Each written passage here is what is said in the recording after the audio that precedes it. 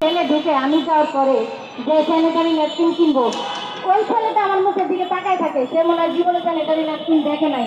আসলে এই জিনিসটা আমাদের এই মন মানসিকতা চেঞ্জ করতে হবে ভাই। আপনারা যদি এটা চেঞ্জ না করেন আর আমরা যদি এটা দেখা লজ্জা পাই, তাইলে এই অসুস্থতা আমরা হব, আমরা নারীরা হব। অতএব আপনারা সহযোগিতা করবেন এবং আমরা নারী যারা আছি তারা নিজের থেকে নিজের সচেতনটা হওয়ার চেষ্টা করব। আবার গার্মেন্টসে যে আমরা সাইডে যে বাইটা থাকে, যখন একটা নারী শ্রমিকে এই অসুস্থকর হয়ে পড়ে, তখন ওই ভাইটা কিন্তু টিটকারি না মেরে তার সহযোগিতা করার চেষ্টা করব। তাহলে কিন্তু কোনো নারী শ্রমিকরা এরকম অসুস্থ হয়ে পড়বে না। আমার সংক্ষিপ্ত বক্তব্যের জন্য ধন্যবাদ। ধন্যবাদ আখি আপাকে। এ পর্যায়ে আমাদের মাঝে বক্তব্য রাখবেন সম্মিলিত শ্রমিক ফেডারেশনের সংগ্রামী নেত্রী ফারজানা আক্তার। আসসালামু আলাইকুম, শুভ সকাল। আজকে আমরা খুবই গুরুত্বপূর্ণ একটা দিনে আমরা আজকে একত্রিত হয়েছি। আজকে মাসিক স্বাস্থ্য দিবস। আজকের এই দিনটি শুধুমাত্র আমাদের লড়াইয়ের দিন নয়, এই দিনটি হচ্ছে আমাদের মর্যাদার, সম্মানের এবং আমাদের স্বাস্থ্যের নিশ্চয়তা প্রদানের দাবি জানানোর একটি দিন। এখনো আমাদের বাংলাদেশের অধিকাংশ নারীরা তারা তাদের এই মাসিক স্বাস্থ্য সম্পর্কে অসচেতন এবং লজ্জায় ভোগেন, যার কারণে আমরা অধিকাংশ সময়ই দেখে থাকি তারা বিভিন্নভাবে অনিরাপদভাবে তাদের মাসিকের এই সময়টা পর্যালোচনা করে থাকেন। আমাদের বাংলাদেশের 50% নারী এখন পর্যন্ত জানেন না যখন তাদের প্রথম মাসিক হয় কিভাবে তাদের এই সময়টার শারীরিক যত্ন তারা নেবেন, যার কারণে তারা কিন্তু দেখা যায় যে কাপড় ব্যবহার করছে এবং এর কারণে বর্তমানে আমাদের অধিকাংশ নারীদের জরায়ু ক্যান্সার হচ্ছে।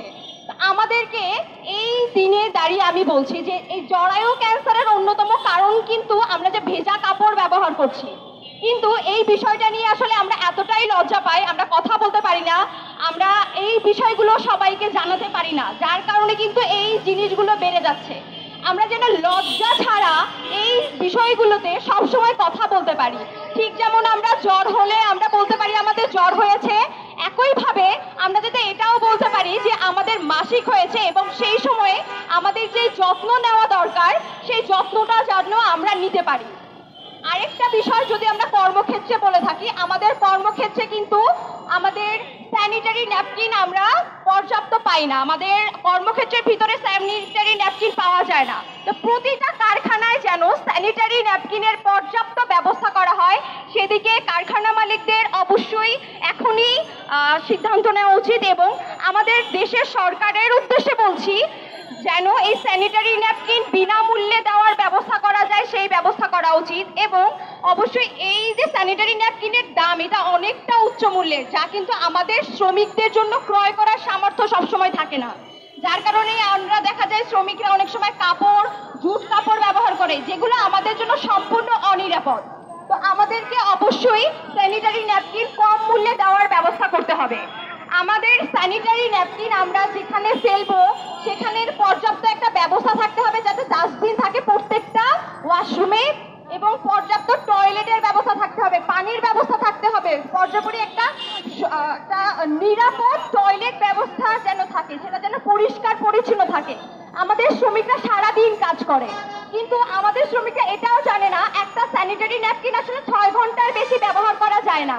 যখনই আমরা 6 ঘন্টার বেশি একটা স্যানিটারি ন্যাপকিন ব্যবহার করি সেটা কিন্তু আমাদের স্বাস্থ্যের ঝুঁকি হয়ে দাঁড়ায়, সেটাও কিন্তু জরায়ু ক্যান্সারের আরেকটা কারণ। তাই এই শ্রমিকদেরকে সচেতন করতে হবে, আমাদেরকে তাদেরকে জানাতে হবে একটা স্যানিটারি ন্যাপকিন কিভাবে কতক্ষণ সময় ধরে আসলে আমরা ব্যবহার করতে পারি। এই বিষয়গুলো নিয়ে যদি আমরা এখনো চুপ থাকি, আমাদের নিজেদের মধ্যে রাখি, তারই ফলশ্রুতিতে দেখতে পাচ্ছি যে অনেকের এখন ক্যান্সার হচ্ছে, বিভিন্নভাবে তারা বিভিন্ন রোগে আক্রান্ত হচ্ছেন। তাই ঠিক যেমন জ্বর হলে আমরা নাপা খাই, একইভাবে যখন আমাদের মাসিক হবে সেটাতেও যেন আমরা সেই সময় আমাদের সঠিক ব্যবস্থাপনা, সঠিক পরিচর্যা, পরিচ্ছন্নতা কিভাবে সচেতন থাকব সেই বিষয়গুলো যাতে এখন আমরা সবাই সবার সম্মুখে বলতে পারি সেই ব্যবস্থা করতে হবে। লজ্জা যদি আমার অসুস্থতার কারণ হয়, সেই লজ্জা আসলে আমাদের জন্য এখন আর কাম্য নয়। যে লজ্জা দূর করে একটা সুন্দর দেশের অভিপ্রায়, এবং যাতে আমার দেশের নারীরা সবাই স্বাস্থ্যগত দিক থেকে ঝুঁকিমুক্ত থাকেন, এরকম নিরাপদ থাকতে পারেন, সেই কামনা নিয়ে আমি আমার বক্তব্য শেষ করছি। ধন্যবাদ। ধন্যবাদ ফারজানা আপাকে তার